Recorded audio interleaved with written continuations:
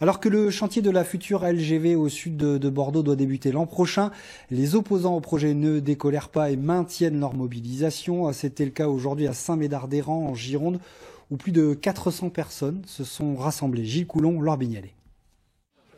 Ça fait bizarre de passer dans un endroit plein de nature et se dire que ça va être bétonné et ça permet de se rendre compte vraiment des dégâts que ça va causer, quoi. Du béton dans une zone classée Natura 2000 au milieu d'espèces rares et protégées, les anti-LGV n'en veulent pas. Au bord de ce ruisseau, la colère ne faiblit pas. De Saint-Médard à Bernos-Bolac, vous avez 17 viaducs qui vont être construits. C'est 54 millions de déplacements de gravats, de terre qui va être déplacé sur les routes, les départementales, les communales. Ça va être catastrophique. Ils sont venus de la Gironde, des Landes et du Lot-et-Garonne.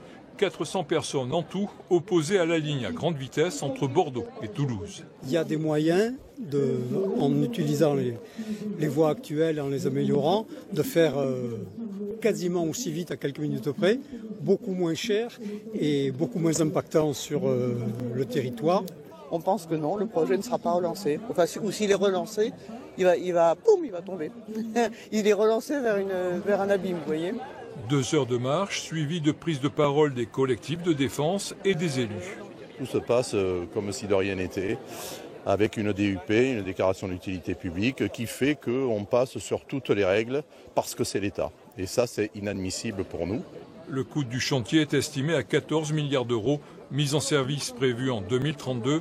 Les manifestants ont prévenu, ils ne lâcheront pas devant le rouleau compresseur de l'État. On en vient à la page magazine.